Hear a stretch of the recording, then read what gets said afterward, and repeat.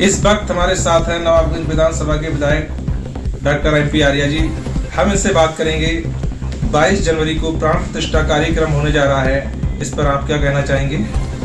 देखिए, भगवान रामलला 500 वर्ष के वनवास के बाद फिर अपने स्थान पर विराजमान हो रहे हैं। पहले भगवान राम का 14 वर्ष का वनवास हुआ और उस वनवास के बाद भगवान अपनी अयोध्या वापस आए और उस खुशी में पूरे देश में बहुत ही धूमधाम के साथ दीपावली मनाई गई और वो आज तक मनाई जाती है।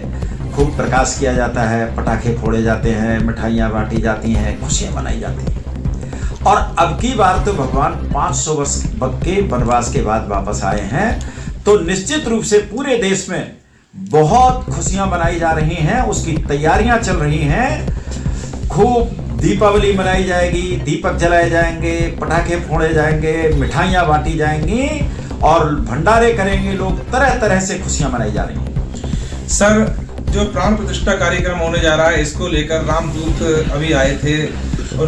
रामदूत के रूप में राम भक्त आए थे, उन्होंने अक्षत वितरण किए थे और निमंत्रण दिया था। तो आपके पास निमंत्रण आया या नहीं आया? बिल्कुल, हमारे पास निमंत्रण आया भी और हमने निमंत्रण दिया भी।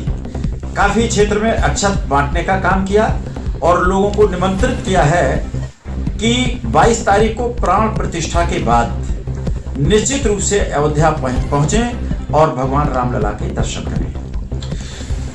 सर, जो 22 तारीख को प्राण प्रतिष्ठा कार्यक्रम है, जगह जगह पर तैयारियां चल रही हैं, कार्यक्रम किए जाएंगे, तो आपकी विधानसभा में किस तरह से कार्यक्रम किए जाएंगे, इसको लेकर क्या कहेंगे? देखिए, 22 तारीख के कार्यक्रम अलग हैं, लेकिन अभी जन जागरण की एक यात्रा कल यानी 20 तारीख को लगभग 11 बजे रामलीला मैदान में लालता प्रसाद सरस्वती विद्या मंदिर से प्रारंभ होगी और नगर के मुख्य मार्ग से होते हुए अंबेडकर पार्क तक जाएगी। वहां से बाईपास से होते हुए पुनः रामलीला पहुंचेगी, वहां समापन होगा। और इस जन जागरण यात्रा में लगभग 5000 लोगों के भाग लेने की संभावनाएं हैं, उम्मीद है। और लोग पूरे ढोल ढमाके के साथ, पूरे उत्साह के साथ इस यात्रा में भी शामिल हो रहे हैं और आगे 22 तारीख की भी तैयारी कर रहे हैं। सर, इसी के लिए 14 जनवरी से लेकर 22 जनवरी तक एक स्वच्छता को लेकर प्रधानमंत्री नरेंद्र मोदी जी के द्वारा चलाया जा रहा है पखवाड़ा, तो उसमें मंदिर कुछ निश्चित किए गए होंगे, तो इसके बारे में आप क्या कहेंगे? क्षेत्र के लगभग सभी मंदिर स्वच्छता के लिए हम लोगों ने तैयार किए हैं और उसमें अलग अलग कार्यकर्ता अलग अलग मंदिरों में जा रहे हैं। मैं भी कई मंदिरों में गया हूं, जैसे बिशनपुर का मंदिर, महेशपुर का शिव मंदिर, इसके अलावा कटिया का मंदिर और आज पंडरी के मंदिर में गया था स्वच्छता की दृष्टि से। जी सर। तो सर, जो आज जो इतना प्राण प्रतिष्ठा कार्यक्रम हो रहा है और ये बड़े सौभाग्य की बात है, तो सर इससे पहले जो कार सेवक शहीद हुए थे, जिन्होंने अपनी कुर्बानी थी, उनके बारे में आप क्या कहेंगे?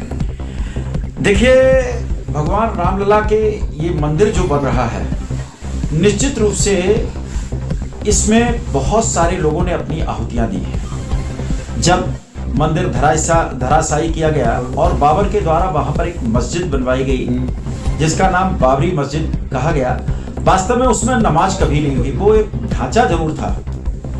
अब बहुत सारे लोगों के बलिदान के बाद, जिसमें पहले के बहुत सारे इतिहास रहे हैं, एक निहंग सिख निहंग का भी इतिहास है कि 1858 के आसपास उसने वहां पर जाकर के यज्ञ किया है, भगवान राम का नाम लिया है और वहां की दीवारों पर राम राम लिखा है।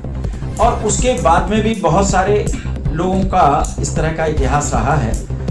और उसमें फिर 1952 में जब वहां मूर्तियां प्रकट हुई, भगवान रामलला प्रकट हुए, उस समय के डीएम साहब का बहुत बड़ा त्याग रहा है, जिनको जवाहरलाल नेहरू ने आदेश दिया था मूर्तियां हटाने के लिए, लेकिन उन्होंने जिस तरह की रिपोर्ट वहां पर आई थी उसके आधार पर मूर्तियां हटाने से मना कर दिया। और ऐसे ही फिर 1990 में मुलायम सिंह ने कारसेवकों पर गोलियां चलवाई, जिसमें सरयू का पानी लाल हो गया।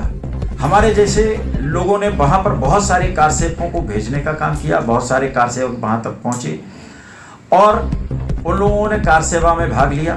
1992 में ढांचा ढाया गया, जिसमें भारतीय जनता पार्टी की कई सरकारें शहीद कर दी कांग्रेस के लोगों ने, और इस तरह के बलिदान वहां पर हुए। इसके बाद में आज हम लोगों को भगवान राम के मंदिर बनने का सौभाग्य प्राप्त हुआ है।